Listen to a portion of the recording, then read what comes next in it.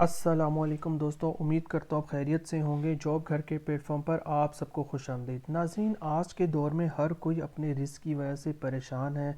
ہر کوئی یہ کہتا ہوا آپ کو دکھائی دے گا کہ ہمارے رزق میں برکت نہیں ہے، ہمارے مال میں برکت نہیں ہے،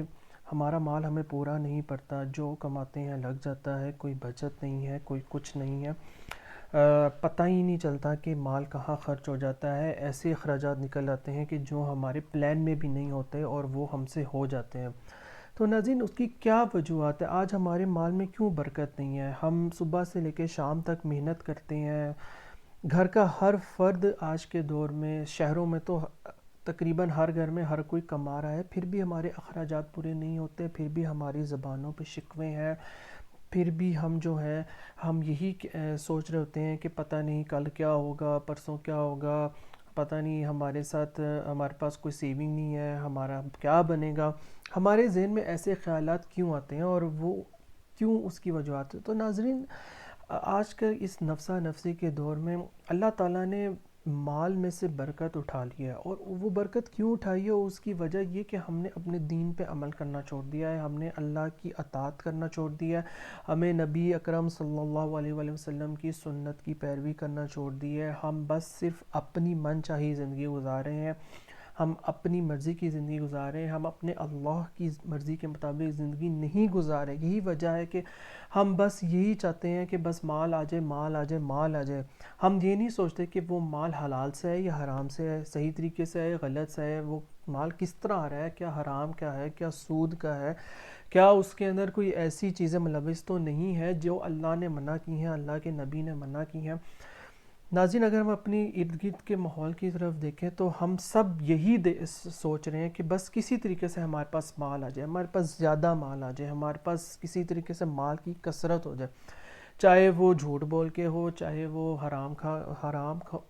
کھا کے ہو، چاہے وہ حرام بیچ کے ہو، چاہے وہ دوسرے کو دھوکہ دے کے ہو، چاہے وہ اللہ کو ناراض کر کے ہو، چاہے وہ اس چیز سے ہو جس سے ہمیں اللہ نے منع کیا ہے، یعنی دوسروں کو دھوکہ دینا۔ تاجر جو ہے وہ دوسرے کو دھوکہ دے رہا ہے، اور اگر کوئی ملازمت کر رہا ہے تو وہ اس میں رشوت لے رہا ہے، تو ہم یہی کہہ رہے ہیں کہ بس ہمارے پاس مال آ جائے،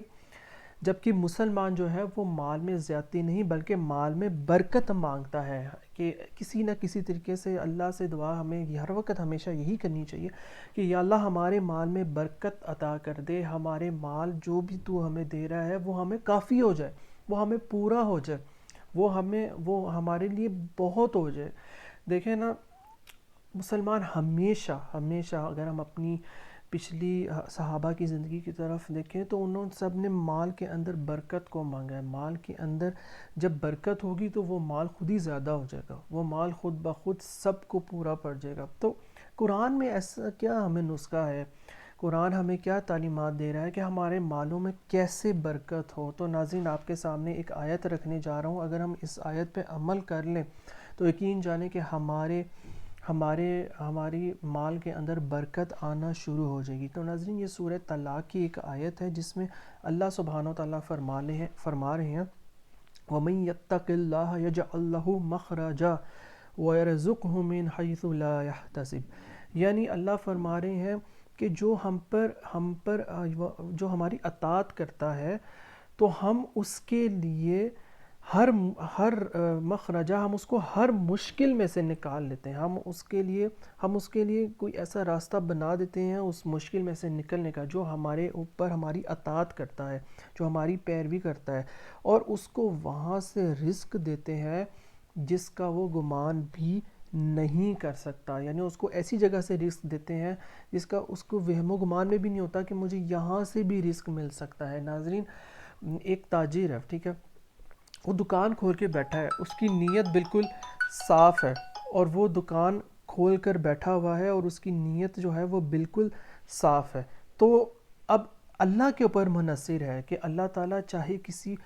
فرشتے کو بھیج کے اس کو اس کی چیز بکوائے، یا اللہ تعالیٰ کسی انسان کو بھیج کے اس کی چیز بکوائے، یہ اللہ، کیونکہ رزق کی ذمہ داری اللہ نے اپنے اوپر لی ہوئی ہے۔ اگر ایک تاجر کسی کو دھوکہ نہیں دے رہا اور وہ نیک نیتی کے ساتھ، سچے دل کے ساتھ، سچ بول کے اپنی روزی کمانے کے لیے دکان پہ بیٹھا ہے، تو یہ اللہ کے اوپر منحصر ہے، چاہے وہ کسی فرشتے کو انسانی روپ میں بھیج کے اس کا رزق کا بندوبست کر دے، یا کسی انسان کو بھیج کے اس کی دکان پہ اس کا بندوبست کر دے۔ ناظرین، جو آپ کی اور میری جیب کے اندر پیسے پڑے ہوئے ہیں، وہ پیسے پہلے اللہ سبحانہ و تعالیٰ سے پوچھتے ہیں کہ یا اللہ تو بتا، ہم اس بندے کے حق میں یوز ہوں یا اس بندے کے خلاف یوز ہوں۔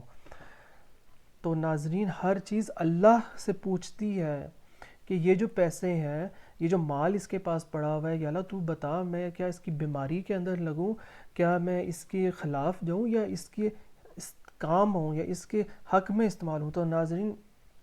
رزق میں برکت اسی طریقے سے آتا ہے۔ اسی طرح ایک حدیث میں آتا ہے کہ ایک صحابی رسول اللہ صلی اللہ علیہ وآلہ وسلم کے پاس آئے اور فرمانے لگے کہ یا رسول اللہ، میرے رزق میں بہت تنگی ہے، میں کیا کروں؟ تو آپ صلی اللہ علیہ وآلہ وسلم نے اسے کہا، تو باوضو رہا کر، تیرے رزق میں اضافہ ہو جائے گا۔ اسی طرح ایک صحابی نبی اکرم صلی اللہ علیہ وآلہ وسلم کی خدمت میں حاضر ہوئے اور یہی کہا کہ یا رسول اللہ، میرے رزق میں بہت تنگی ہے، میں کیا کروں؟ تو آپ نے فرمایا، جب تو اپنے گھر میں داخل ہوا کر تو بلند آواز میں السلام علیکم پڑھا کر، چاہے تیرے گھر میں کوئی موجود ہو یا نہ ہو، اور اس کے بعد ایک بار سورۃ اخلاص اور ایک بار مجھ پر درود بھیج دیا کر، تو تیرے مال میں، تیرے رزق میں برکت آ جائے گی۔ تو ناظرین، یہ چھوٹی چھوٹی ادائیں ہیں، اگر ہم ان پہ عمل کریں تو یقین جانیں کہ ہمارے مال میں، ہمارے رزق میں بہت زیادہ برکت آ جائے گی، اور ہم بھی اللہ تعالیٰ کا شکر ادا کرنے والے بن جائیں گے۔ تو ناظرین، اب تک کے لیے اتنا ہی، اپنے اس چینل جاب گھر کا خیال رکھیے گا۔ ٹیک کیئر، اللہ حافظ۔